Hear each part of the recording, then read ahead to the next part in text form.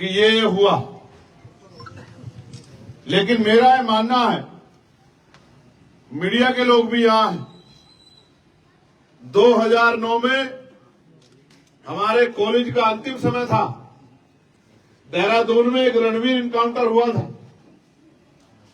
उस इनकाउंटर में एक नौजवान जो अपने गांव से चलकर देहरादून गया था, वहां के एक दरोगा जी से किसी बात पे उसकी बहस हो गई।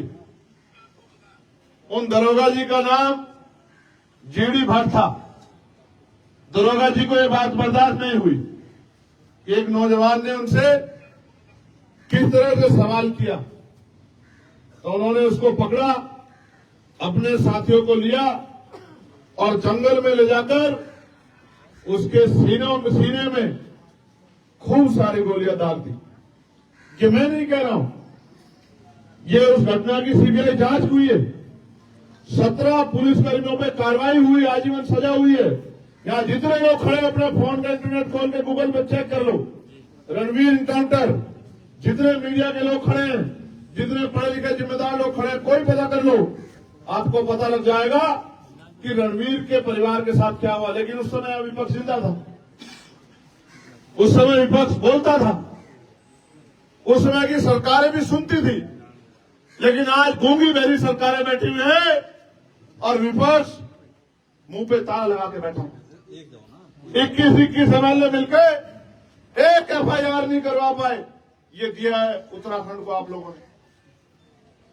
मैं आपको विश्वास दिला कहता हूं, हम लोग यहां के अधिकारियों से अभी बात करेंगे और नेता के तौर पे, मेरी बाजू के तौर पे अमरीश कपिल और महक सिंह जी और भीम आर्मी आजाद समाज पार्टी के नौजवान और मेरे सहयोग के रूप में खानपुर के मेरे भाई, बहुत ही शानदार विधायक यहां आपके बीच में मौजूद है। मैं आपको विश्वास दिलाता हूं, क्या आपको हमारे बल पे शक है? नहीं। बताओ, क्या आपको हमारे बल पे शक है? नहीं। मैं आपको विश्वास दिलाता हूं, मेरी ये मांग है कि रणवीर इनकाउंटर की तरह इस घटना की भी सीबीआई जांच होनी चाहिए। होनी चाहिए, बताओ। क्योंकि हो सकता है पुलिस अपनी जगह सही, और हो सकता है परिवार की एक बात कही वो बिल्कुल सच है, लेकिन साबित कैसे होगा? जब रणवीर इनकाउंटर में पुलिस ने एड़ी चोटी का जोर लगा के साबित करने का काम किया कि रणवीर अपराधी था, उसके ऊपर झूठे इल्जाम लगाए कि वो यहां अपहरण करने, फिरौती मांगने, लूट करने आया था, तो तब मामला दोनों पक्षों में जब विवाद हो गया तो उनसे ऊपर जाना पड़ा। अगर वास्तविकता में यहां की सरकार न्याय पसंद है, वो वास्तविकता में अगर न्याय दिलाना चाहती है और इस घटना के पीछे कोई आरोप प्रत्यारोप नहीं है, तो सरकार को आगे बढ़कर इसकी जांच करानी चाहिए। अगर मेरे विपक्ष के सम्मानित विधायक जिस दिन मुख्यमंत्री से मिले थे, उसी दिन वहीं बैठ जाते और कह देते जब तक एफआईआर नहीं होगी, एफआईआर से फांसी नहीं चल रहा था कोई, एफआईआर होती, उसकी जांच होती और जांच में जो दोषी पाया जाता उस पर कार्रवाई हो। हम ऐसी मांग करते, हम नहीं कहते किसी को सजा दे दो, और हम है भी नहीं सजा देने वाले। हमारा तो ईमान, हमारा तो भरोसा कुदरत पे, ऊपर वाले पे है कि जुल्म करने वाला कभी नहीं बचेगा, जुल्म करने वाले को कोई नहीं बचा सकता। जो सत्ता में बैठे लोग हैं, जिनको लगता है कि वो मालिक है, जिस पुलिस को, जिनकी पीठ थपथपाई जा रही है, ये कहा जा रहा है कि वो पुलिस बहुत अच्छी पुलिस है, सब जानते हैं पुलिस किसकी होती है, पुलिस सरकार की होती है। आज जो सरकार है पुलिस उसकी है, कल अगर हम लोग सरकार में होंगे तो पुलिस हमारी होगी। मगर हम न्याय पसंद लोग हैं, हम किसी के बच्चे को मारने की जाए जो है पुलिस को ना आज देते ना तब देंगे, क्योंकि हम ये चाहते हैं हर आदमी की जिंदगी महत्वपूर्ण, हर आदमी की जिंदगी जो है उसकी रखवाली होनी चाहिए। लेकिन यहाँ की सरकार एंडो में काम करती है। वसीम एक इतना सुंदर नौजवान, मुझे ये भी बताया गया कि कुछ पुलिस वालों से उसका विवाद हुआ, जो जिम की दुकान, जिम चलाता था अपनी, जो एसी ठीक करने का काम करता था, अपने पिता की आंखों का तारा था, उसकी मां बार बार बेहोश हो जाती, मैं बात कर रहा था। अगर मेरे हाथ में बहुत ताकत होती उमेश भाई, तो विश्वास करो आज मैं पूरे जिले को सस्पेंड करके और इन सबको बता देता कि किस तरह से जो है काम। ये ताकत मिलेगी भाई आपको, ये ताकत मैं सच बता रहा हूँ, पूरे जिले को सस्पेंड कर देता। ये ताकत मिलेगी भाई को या नहीं मिलेगी? पक्की बात है। हाथ उठा के बताओ कितने लोग साथ में हैं संघर्ष में? मुझे आपका सहयोग आशीर्वाद चाहिए। ताकत तो उसने जिसने पैदा किया ऊपर वाले ने बहुत देर की। जब तक जिएंगे इज्जत के साथ जिएंगे, संघर्ष करेंगे। लेकिन मैं आपसे कह रहा हूं, सच में अगर आप ताकत में होती, क्या तो मैं उस कुर्सी को लात मार देता या फिर आज इस पूरे जिले को बता देता कि किसी गरीब के बच्चे को किस तरह जो है मारा जाता। जिंदगी में पूरे भारत के इतिहास में याद रखा जाता कि दोबारा किसी के गरीब के साथ ऐसा मत करना। लेकिन मैं आज भी आपसे कहना चाहता हूं, मैंने विधायक जी से भी कहा, वो तो खुद से संघर्ष के लिए तैयार है कि जिस समय विधानसभा का सत्र चलेगा वो जोर शोर से इस मामले को उठाएं।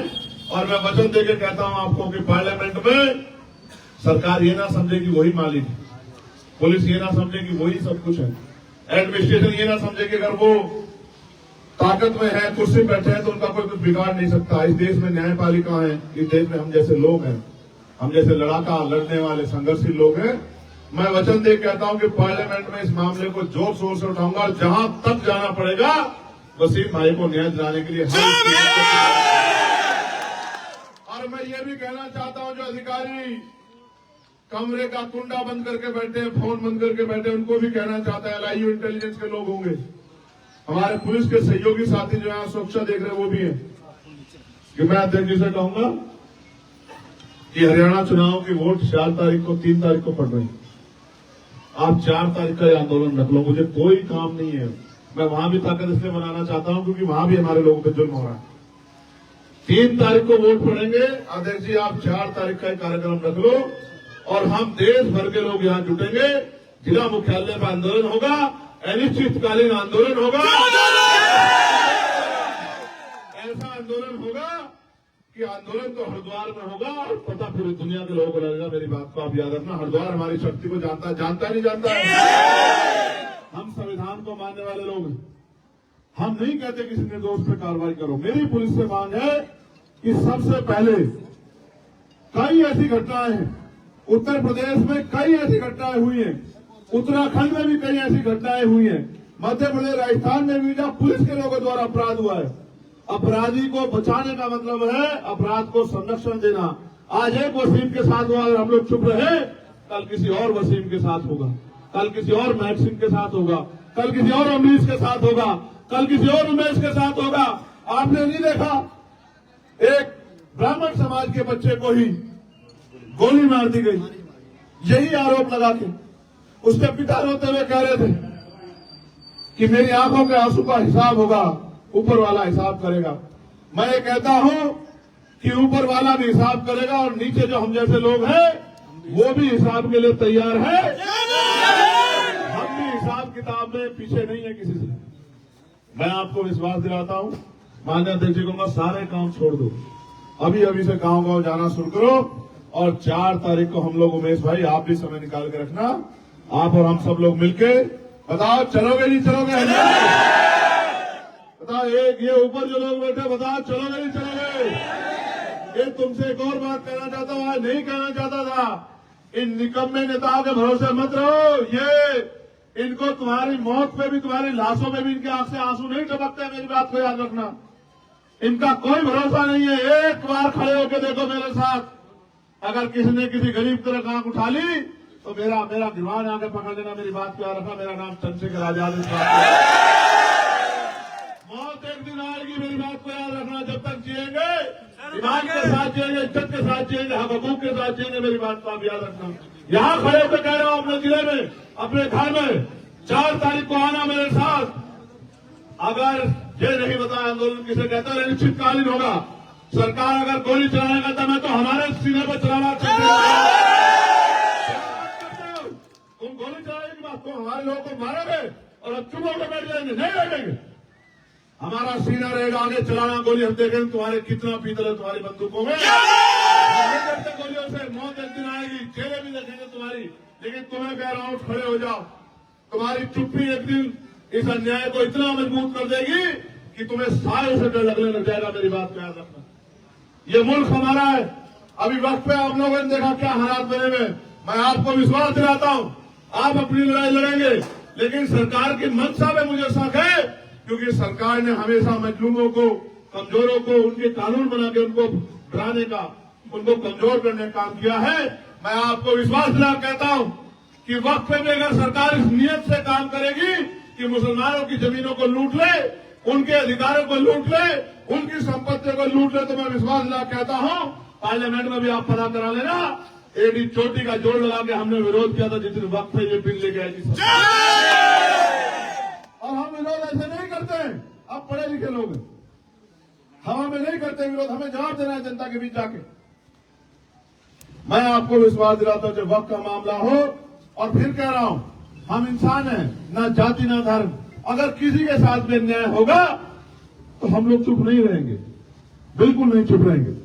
मैं यहां उपस्थित साथियों से कहता हूं, बराबर के प्रदेश के लोगों से कहता हूं, यूपी वालों से, उत्तराखंड के लोगों से कहता हूं, और मैं अपील करूंगा कि 4 तारीख का जो आंदोलन होगा वो इतना ऐतिहासिक होगा कि आंदोलन तो हरिद्वार में होगा, लेकिन देहरादून में बैठे मुख्यमंत्री जी, हमारे अधिकारी, वो भी चैन से नहीं सोएंगे। इस बात का भी मैं आपको विश्वास, लेकिन याद रखना 4 का जुम्मा, 4 का जुम्मा वहीं पढ़ लेंगे ना, वहां सब लोग क्या हो गया।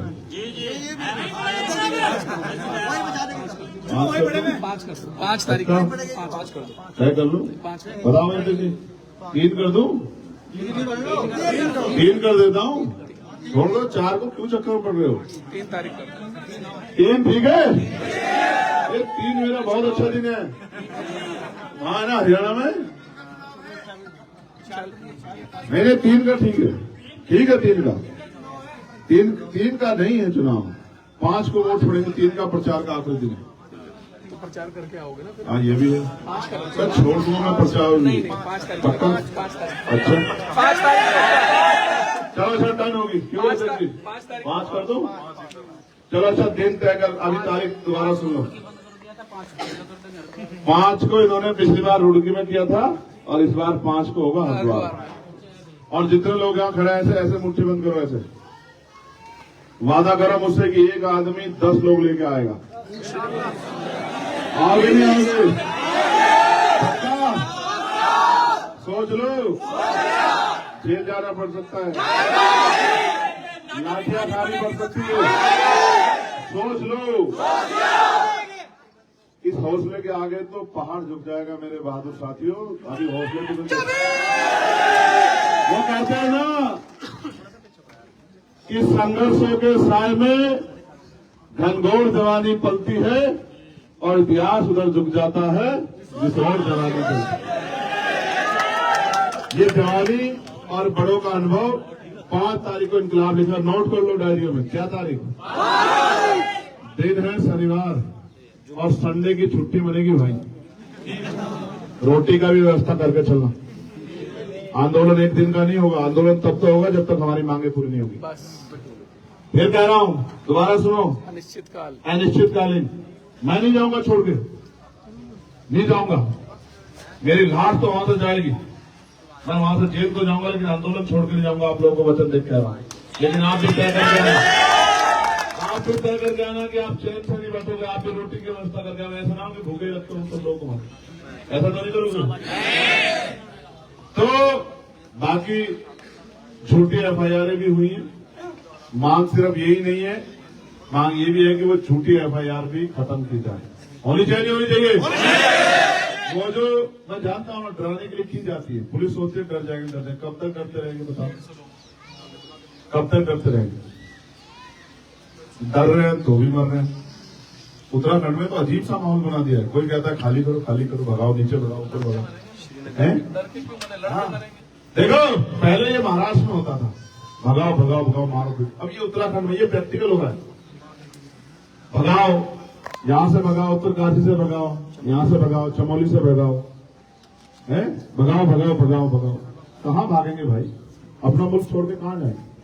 कहीं नहीं भागेंगे। मरना है तो अपने मुल्क में मरेंगे, डर कर नहीं लड़कर मरेंगे। अगर मरना ही है तो शहादत देनी तो देंगे। हमारे बड़ों ने दिए ना आजादी के लिए, दिए नहीं दिए? इंडिया गेट जाके देखो ना, देखो 52,000 लोगों के नाम मिलेगा नहीं मिलेगा, जाके देखो तो सही। हम नहीं जाएंगे अपने मुल्क को छोड़, हम सदियों से सहते हैं, सहेंगे, लड़ेंगे, हक की आवाज उठाएंगे। आप सब लोग यहाँ आए, इनका भरोसा, हिम्मत आपने बढ़ाई। ये वसीम के वालिद साहब में पिता है, वो जो देश का तिरंगा वहां लहर रहा है ना, उस तिरंगे को मैं सलाम करते हुए कहता हूं कि आप अपने आप को अकेला मत समझो, इतने वसीम है आपके। देखो बताओ इनके वसीम हो या नहीं हो, बताओ। ये सब आपके वसीम है और मेरा जीवन भर का रिश्ता रहेगा इस घर से। जब जब इस घर को मेरी जरूरत पड़ेगी बिना बुलाया हूं, अपने आप को अकेला मत समझो, ठीक है? मगर अब आपसे आग्रह है कि आंखों में आंसू मत लाना। आपकी आंसुओं में मेरी हिम्मत तोड़ता ना, हिम्मत करो, सब करो। हम सब लोग प्रार्थना भी करते हैं, दुआ भी, कि आप लोग जो हैं आप लोग सब करें, ठीक है? आप सब लोग यहाँ पहुंचे। यहाँ तो मेरी लोकसभा के लोग भी चले आए, मैं विधायक जी को बता रहा था। अभी उधर सरदार साहब को, जावेद साहब को मैंने देखा, उधर ये खड़े थे, देखो इरफान भाई और सब लोग। और भाई यहाँ तक आगे मैं तो देख रहा था कि ये इनका मेरे बगैर जी नहीं लगता, जबकि मैंने तो कल का प्रोग्राम बना लिया कि भाई एक दिन कोशिश करके चुनाव छोड़ के जाके वहां जो है रह के आता हूँ, ठीक है? तुम लोग मुझे मिल लेना अभी, क्योंकि मुझे अभी मेरे 2-3 कार्यक्रम में मैं निकलूंगा, ठीक है? बहुत बहुत जितने साथी हैं भीम आर्मी के, ये एक हमारा वो नौजवान कहाँ है, ये कहाँ है, वे इसका क्या नाम है, ये वो जो मोबाइल शॉप चलाता है, सुल्तान परवेज कहाँ है ये? और ये वसीम, तमाम साथी हमारे, मेहनत करो, मेहनत करो। ये जो हमारे सब लोग, मोहल्ला, तमाम साथी, हमारे नेता के साहब, सब लोग, संदीप भाई, सब लोग मेहनत करो। सुमित, मेहनत करो, मेहनत से ही काम बनेगा, ठीक है? अब थोड़ा पीछे हो जाए, मीडिया के लोगों से बात करके अपनी बात उधर पहुंचे। जमाल जमाल करेंगे, जमाल और राजू साहब।